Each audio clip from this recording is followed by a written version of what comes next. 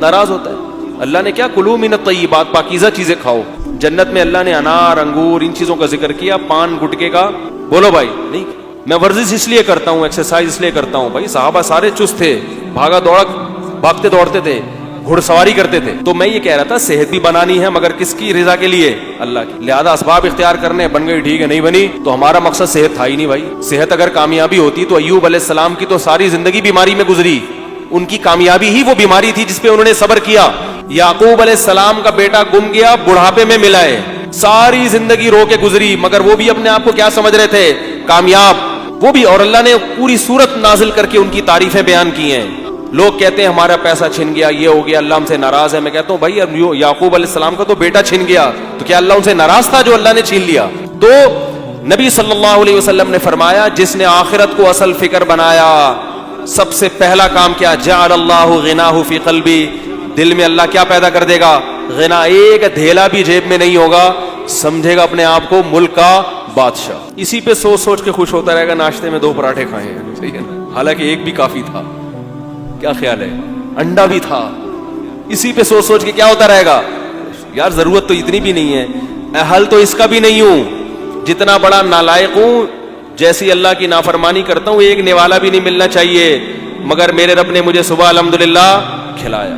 شام کا کیا بولے گا؟ یار جس اللہ نے کھلا دیا شام کو کیا کرے گا؟ وہ بھی کھلا دے گا. چھوڑو اپنے اسباب. یہ نہیں کہ پوستی بن کے بیٹھ جائے گھر میں, یہ مطلب ہرگز نہیں ہے, یاد رکھو.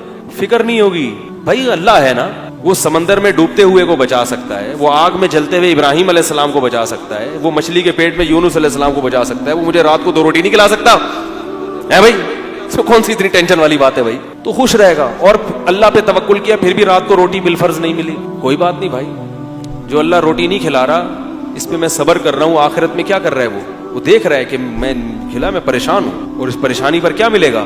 اجر ملے گا. ہمارے نبی کو کون سا ہر وقت روٹی مل جاتی تھی, اور جتنا بھوکا ہونے کے بعد ملے گا تو اور زیادہ مزہ آئے گا. میں تو بتا رہا ہوں اگر بالفرض یہ ہو جائے تو بھی خوش رہے گا. اور ہماری تو ساری حاجتیں صبح شام الحمدللہ پوری ہو رہی ہیں, پھر بھی ہمیں ٹرینر چاہیے جو ہمیں بتائیں کہ کام سکون کیسے حاصل ہوتا ہے. سمجھ آ رہی ہے بات؟ سب کچھ حاجتیں پوری ہو رہی ہیں, پھر بھی کیا ہو رہا ہے؟ ٹینشن, پریشانی. جلدی سے حدیث کا ترجمہ کر دوں, بات پھر ختم کرتا ہوں. تو آپ صلی اللہ علیہ وسلم نے فرمایا جعل اللہ غناہ فی قلبی وجمع لہ شملا, ساری فکروں کو سمیٹ کر اللہ ایک فکر بنا دیں گے آخرت. ساری فکریں ہیں, بیگم ٹھیک ہو جائے, عورت کہہ رہی میرا میاں ٹھیک ہو جائے, اور جناب میری غربت دور ہو جائے, فکریں ہیں, لیکن یہ اصل فکر بھائی, اصل تو اللہ خوش ہو جائے. اصل کیا ہے؟ جس کی ایک فکر ہوتی ہے وہ خوش ہوتا ہے, جس کی 100 فکریں ہوں وہ خوش ہوتا ہے. 100 فکروں والا آدمی تو اتنی الجھی ہوئی زندگی گزارتا ہے, اس کو تو سکون حاصل ہو ہی نہیں سکتا. اور اس آدمی کا مقصد سکون بھی نہیں ہے, اس کا مقصد کیا ہے؟ اللہ کی رضا. تو سکون خود بخود ملے گا اس کو.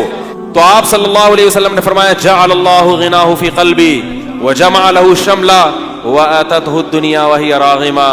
فرمایا دنیا بھی ملے گی اور ذلیل ہوتی ہوئی آئے گی, ایسی جیسے کوئی باندی بن کے آئے گی دنیا, باندی بن کے. اس حدیث کی تشریح میں کہنے کے لیے بہت کچھ ہے, وقت ہو گیا. میں ایک چھوٹا سا واقعہ سناتا ہوں جس سے آپ کو پتہ چلے گا دنیا ذلیل ہو کر کیسے آتی ہے. ایک بادشاہ نے کسی بزرگ کو بلایا اور کہا کہ میں آدھی دنیا جو میرے پاس ہے آپ کو گفٹ میں دینا چاہتا ہوں. اس نے کہا بادشاہ بات یہ ہے کہ میں تجھ سے ایسا گفٹ لے کے کیا کروں گا جو میرے غلام کا بھی غلام ہو. ہے بھائی, ایک تو میرا غلام, پھر اس غلام کا بھی غلام, تو اس غلام سے میں کیا گفٹ وصول کروں؟ یعنی اپنے غلام سے بھی انسان گفٹ نہیں لیتا نا کہ یار تو میرا ہی تو کھاتا ہے, تو مجھے گفٹ دے رہا ہے, اور غلام کا بھی آگے کیا ہو؟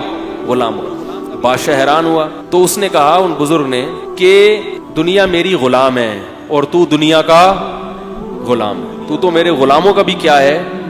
غلام ہے.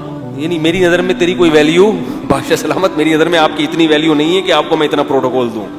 سمجھ رہے ہیں؟ اتنی ویلیو آپ سمجھتے ہیں آپ بادشاہ ہوں گے, ٹھیک ہے, اطاعت کرنا ہماری ذمہ داری ہے, لیکن آپ کی ان نعمتوں پہ کو دیکھ کر ہم کبھی احساس کمتری کا شکار نہیں ہوتے, کیونکہ ہم اصل ہدف پر ہم ہیں, آخرت کی فکر میں ہم لگے ہوئے, آپ نہیں لگے ہوئے. آپ تو ہمارے غلاموں کے کیا ہیں؟ غلام ہیں. تو ایسے انسان کے پاس دنیا کیا آتی ہے؟ ذلیل ہو کر. لفٹ نہیں کراتا, ملتی ہے پھر بھی لفٹ نہیں کراتا اس کو. تو اللہ تعالیٰ ہماری یہ کیفیات پیدا کر دیں. یہ پیغمبروں کی تعلیمات ہیں جو میں آپ کو بیان کر رہا ہوں. ان تعلیمات کو جب تک فالو نہیں کرو گے تو یہ جو ٹرینرز ہیں نا جو آج کل ٹریننگ دے رہے ہیں, میں اللہ کرے میری یہ بات ان کے کانوں میں بھی کسی طرح پہنچ, یہ دیتے رہیں ٹریننگ, اچھی کر رہے ہیں, بہت ہی اچھی باتیں کرتے ہیں, لیکن اس میں الٹیمیٹ ویژن